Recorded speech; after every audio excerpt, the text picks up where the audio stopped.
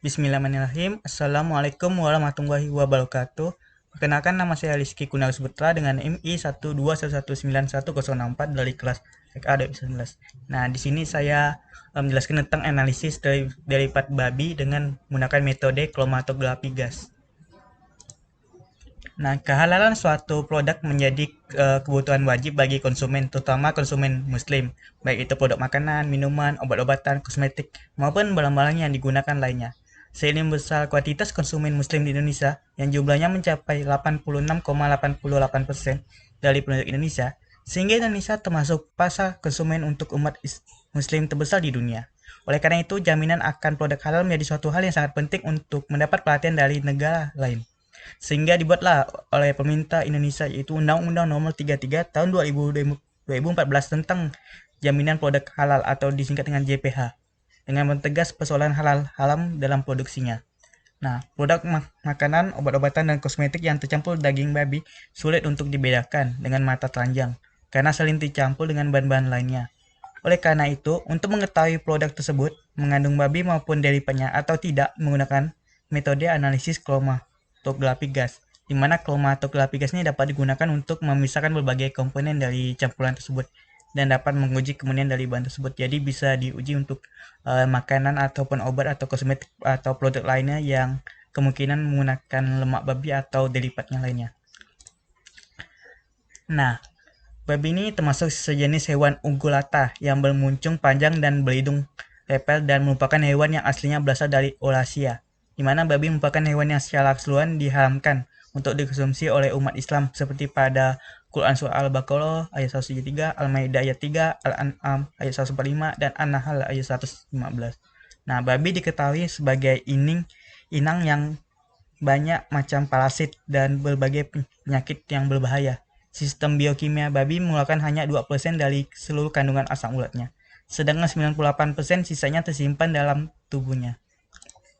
Nah, untuk menggunakan metode kromatografi gas, di mana kromatografi adalah suatu teknik pemisahan campuran berdasarkan perbedaan kecepatan pelambatan komponen dalam medium tertentu. Nah, istilah kromatografi berasal dari gabungan kata chroma yang berarti warna dan graphen atau menuliskan, di mana prinsipnya yaitu distribusi komponen dalam fase diam dan fase gerak berdasarkan perbedaan fisik komponen yang akan dipisahkan. Nah, untuk kromatografi gas ini dia menggunakan fase gerak yang berupa gas, di mana kegunaan dari gas kromatografi ini untuk mengidentifikasi semua jenis senyawa organik yang mudah menguap dan juga dapat digunakan untuk analisis kualitatif dan kuantitatif baik dalam senyawa suatu campuran.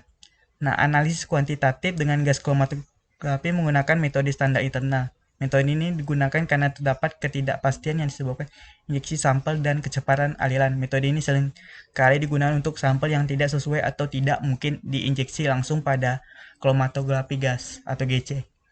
Nah, di metode ini kita hanya menggunakan secara analisis kualitatif.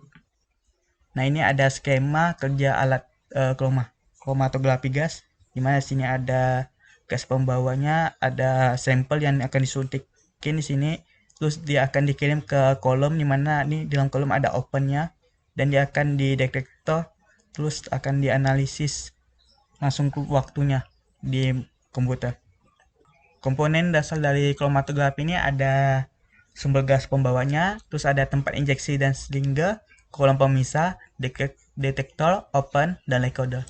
Nah, gas pembawa ini dia termasuk fase gerak yang berfungsi untuk membawa cuplikan melewati gas.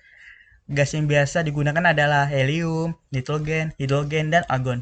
Gas-gas ini relatif tidak mahal, bisa didapatkan dengan mudah, tidak begitu berbahaya, serta bersifat tidak relatif, sehingga tidak bereaksi dengan molekul-molekul cuplikan pada tekanan dan suhu kromatografi. Syarat gas pembawa yaitu murni dan tidak relatif. Gas pembawa keadaan murni agar tidak berpengaruh pada detektor dan disimpan dalam tangki yang bertekanan tinggi. Gas pembawa dipilih berdasarkan sifat inertnya. Fungsi utamanya adalah membawa uap analit melalui sistem kromatografi tanpa berinteraksi dengan komponen-komponen sampel. Terkadang pemilihan gas pembawa ditentukan oleh detektor yang digunakan. Terus ada tempat injeksi, di mana fungsi tempat penginjeksian adalah untuk menyediakan jalan masuknya bagi silinder dan juga sampel ke dalam aliran gas pembawa, dan untuk menyediakan panas yang cukup untuk menguapkan sampel. Sistem penginjeksian sampel pada kromatografi ada 4, yaitu di injeksi langsung, injeksi terpecah, injeksi tanpa pemecahan, injeksi langsung ke kolom. Nah, injeksi langsung yaitu sampel yang diinjeksi akan diuapkan dalam injektor yang panas dan 100% sampel menuju kolom. Sedangkan injeksi terpecah, sampel yang diinjeksi diuapkan dalam injektor yang panas dan selanjutnya dilakukan pemecahan. Dan injeksi tanpa pemecahan yaitu hampir semua sampel diuapkan dalam injektor yang panas dan dibawa ke dalam kolom karena kartu pemecahnya itu ditutup. Nah, kalau injeksi langsung ke kolom nih, yang mana ujung septumnya itu dimasukkan langsung ke dalam kolom. Selanjutnya ada kolom yang merupakan tempat terjadinya proses pemisahan karena di dalamnya terdapat fase diam sehingga merupakan komponen yang sentral. Dan kolom ini berfungsi sebagai pemisah mengandung fase diam yang bias berupa adsorben pada atau gas atau cairan. Kolom tersebut terbuat dari logam, gelas, atau silika. Nah, untuk detektor, dia merupakan suatu perangkat yang berada di ujung kolom, tempat keluarnya fase gas atau gas pembawa, yang membawa komponen hasil pemisahan. Pada garis besarnya, detektor pada kromatografi gas termasuk detektor diferensial, dalam arti respon yang keluar dari detektor memberikan relasi yang linear dengan kadar atau laju aliran massa komponen yang teresolusi. Analisis derivat babi ini menggunakan kromatografi gas. Metodenya berdasarkan dari penelitian Pak Bawati, di mana sampel tersebut tuh diekstrak terlebih dahulu, setelah itu baru dianalisis dengan kromatografi gas. Sampel diambil sebanyak 0,5 mili dan ditambahkan lautan natrium metanolik, ditutup dan dipanaskan pada suhu 60 derajat Celcius selama 5-10 menit. Sambil terus dikojok setelah dingin, kemudian ditambahkan 2 mili boron trifluorid metanoat, lalu dipanaskan kembali pada suhu 60 derajat selama 5-10 menit. Lautan diekstrak dengan 1 mili heptan dan 1 mili NaCl. Jenuh lapisan atas diambil dan dimasukkan ke dalam ependop. Lalu diinjeksikan sebanyak 11 mikroliter pada kromatografi gas dengan kolom HP88 panjangnya 100 meter. Oke, selanjutnya pembahasan. Salah satu konsep halal dalam Islam adalah makanan harusnya tidak mengandung sedikit pun yang diturunkan dari binatang babi.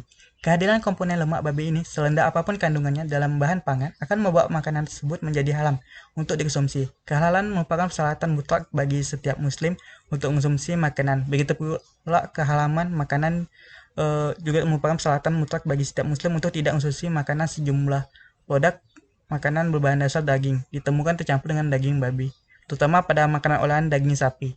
Pencampuran daging babi tersebut bertujuan untuk menaikkan harga produksi menjadi relatif lebih murah dibandingkan dengan menggunakan daging sapi asli. Pergantian daging sapi dengan daging babi sebagian bahan dasar atau bahan tambahan tersebut sebagian besar tidak diinformasikan kepada konsumen. Pada produsen semestinya menyampaikan informasi tersebut kepada konsumen. Oleh karena itu, deteksi cemaran babi pada produk makanan perlu dilakukan untuk melindungi konsumen menggunakan metode kromatografi gas. Nah, ini ada hasil dari kromatogram gas pada asam lemak sapi dan asam lemak babi. Yang di atas yaitu asam lemak sapi dan di bawah adalah asam lemak babi. Pada kedua kromatogramnya tidak memiliki dua perbedaan yang signifikan, namun pada babi di waktu di atas 40 menit dia memiliki sedikit puncak kromatogramnya walaupun tidak terlalu tinggi. Maksudnya ini ada tabel fisikokimia lemak ayam, sapi, dan babi. Dari semua parameter ini untuk sapi, babi, dan ayam tidak memiliki perbedaan signifikan kecuali kepada parameter titik leleh, bilangan iodium, dan bilangan penyabunan. Pada sapi lebih tinggi untuk titik lelehnya, yang kedua itu babi, yang paling rendah yaitu ayam. Sedangkan pada bilangan iodium sama bilangan penyabunan, babi lebih tinggi.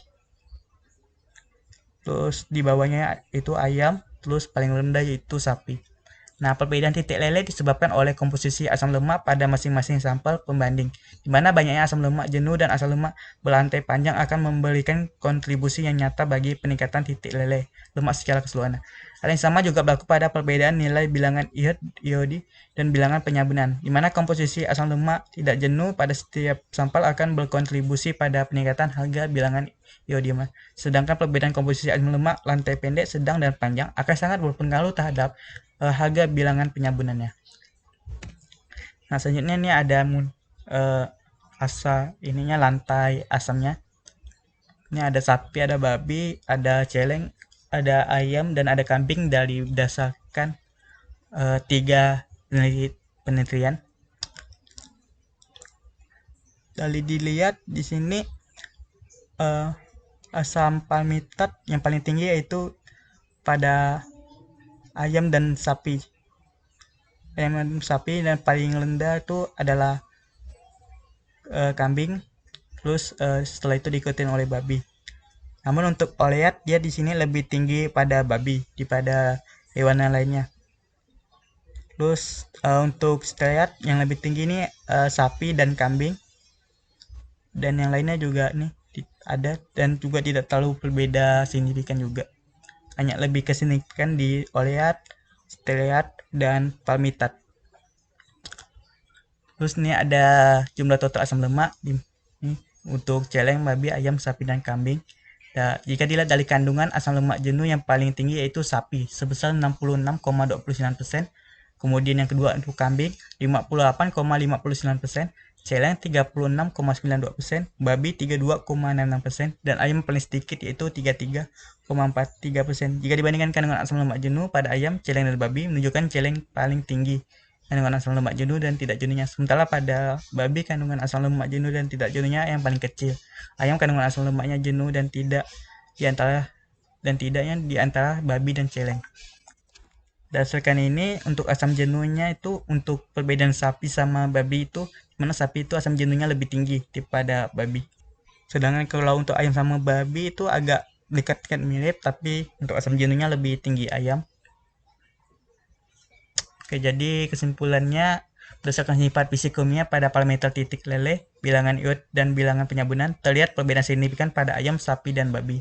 Titik leleh pada sapi lebih tinggi dibandingkan ayam dan babi, dan bilangan penyabunan dan bilangan iode pada babi lebih tinggi dari sapi dan ayam. Berdasarkan asam lemak, kandungan asam lemak jenuh yang paling tinggi itu sapi, terus ada kambing, celeng, babi, dan ayam yang paling sedikit. Oke, sekian dari saya. Mohon maaf jika ada kesalahan. Wassalamualaikum warahmatullahi wabarakatuh.